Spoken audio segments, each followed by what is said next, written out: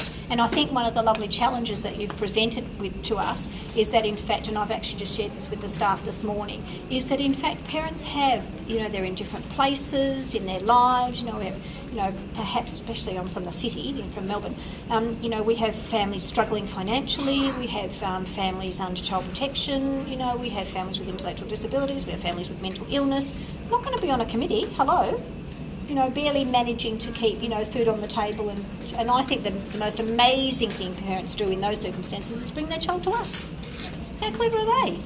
So but how do we involve them? Yeah. How do we even engage them? And do they even want to be engaged? That's right. And at what point? And for me, it's manners.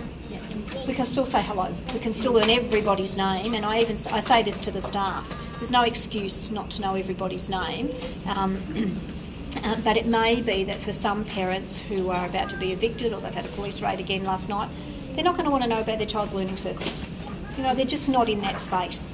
And so for the early childhood staff, I say hello, be polite, say their name, and something lovely about their child, and that's it. But I think it's almost like a moral, for me, a manners obligation that we also, because often we think about those parents with a certain way, don't we? We're a bit scared of them. When parents look different, behave differently, have different issues than us, and we're not quite sure. I just think still hello. Still learn the name and say hello. You might get nothing back, you might get a mouthful of zip, who knows? But it's about, if we're building a sense of capacity and community in our centres, then that actually means that everybody at least gets a hello. And sadly in Melbourne, in our huge secondary schools that we've sort of got at the moment, there are now policies, can you believe this nonsense, in place where every teacher, especially with the early years, years 7 and 8, every teacher has like 10 or 20 students every day that they have to seek out and say hello to, because studies have shown that some shy students in those massive schools of 2,000 and 3,000 students don't speak to anybody or are spoken to all day.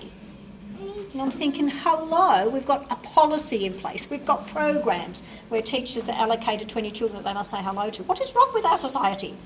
So I'm thinking, yes, there will be families in our centres that will want to not be involved, as you said, they barely get themselves in and get themselves out. Good thing if they're struggling with their child, that they're still with us. But manners would tell me that we would still include them by at least knowing their name and saying hello to them. And that's all that they could manage probably anyway. Yeah. Sorry. Thank you. Go. No, please go. Just that level between, like, when you have, even with the girls' primary school, they go to a Catholic school. Yep. They held a working bee, and one family showed up. Yes. So what I'm struggling with this year of not knowing anything about committees and things like that is how do you, put, like fundraisers or welcoming things or things when you need to do stuff for the kinder, like working bees, without asking those same families who put their hands up, but not pushing those people, like you said, in those circumstances. Who aren't able to do it. How do you do that on a level where you're not pushing, but you're not sitting back saying, oh, okay, well, you can do it again because your family always does it. So I think it might go back to your lovely comment about knowledge. Like, what is a working bee? If you come from Thailand, if you came over on a refugee boat, what on earth is a working bee? What is it? And I'm actually wondering, and what is a committee? I'm actually wondering if we keep parents away because they're actually a bit nervous about what's expected of me. Me too. Going to my first working bee. They said, well, where's your fork? I didn't know how to bring a fork, like a shovel thing. Where's your shovel? Nobody told me how to bring a shovel. It's quite intimidating. So I actually think sometimes breaking down what we know it means what, to actually say, this is a centre where, all families are welcome. We always say that, but then what the hell does that mean? And we will make you feel safe. And these are the variety of things you can do. I don't know, every centre will be a little bit different because some centres have working bees and some centres have the option to pay. If you don't want to do the working bee, but the family we were just talking about could do neither. Pay or come. So does that ostracise them? Exactly, that's the question. When you put it out there and families does that make them feel more pushed away from the involvement in their child's kinder because they can't? Or say you have a welcome party or something and everyone brings dinner for their children. Those families, does that exclude them? Do they say, oh, well, we can't go, and then the child pays not being able to go and interact with the other children out of kinder hours because of that? How do you find that balance? And I don't know that there's necessarily an answer. I'm just putting that out there we could have to see what other respect people... in there, couldn't we? And just not be judgmental, but at least communicate. And it's up to us. Lovely, like your lovely suggestion before about, you gave out the offer for people to call you. Not everybody took it up, but it's about it still being there, isn't it? And for me, which is what I'm blethering on to the staff about, is it needs to be role modelled from there. So if the staff are respectful of every single parent and are welcoming of every single parent and know something about every single family that they can talk to every single family about, then it kind of ripples through the whole, and it gives you permission maybe to talk to a parent who you're a bit sort of nervous about. What about parent doesn't speak English? What are they going to think about a committee or a working bee or something? Pretty scary. And we'll have all heard this urban myth about, the part where the lunch or whatever it was, where people were asked to bring a plate.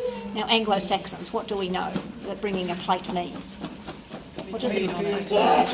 And what did this gorgeous Italian lady? She brought her best platter because it was a bring a plate. And now for me, that's just a lovely, no food on it, but she just bought it because she thought we were talking about plates. So it's our language, isn't it? Sometimes that can actually be off-putting to people about that. So even something like, let's do a newsletter. You can see some parents go, what does that mean? Do I have to have a journalist degree?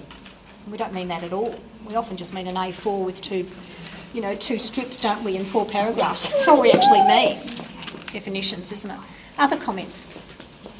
Your experiences on the committee, your thinking? We try and, I guess the committee tries to break down that division maybe between committee members and parents by not necessarily doing working bee, but getting people together for a barbecue or picnic. Yep. Bring your own dinner, you can bring whatever you like.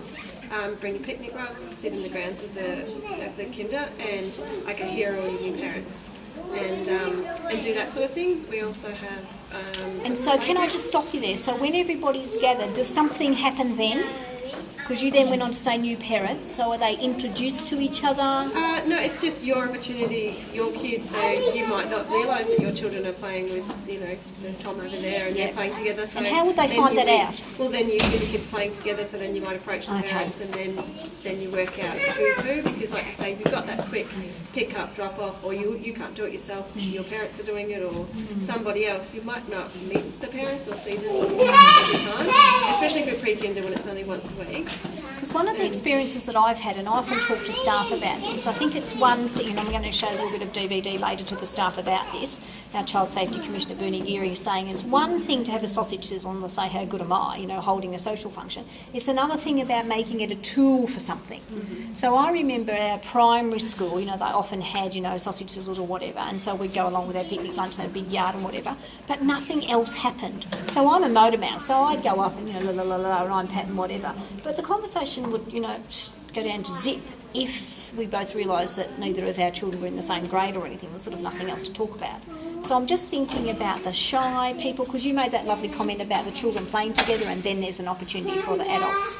So what about the child that doesn't play with anybody? What about the family that's sitting on their own? Because I actually think the staff and maybe the committees have got a responsibility about doing something on the social event, about making sure that everybody... So maybe it's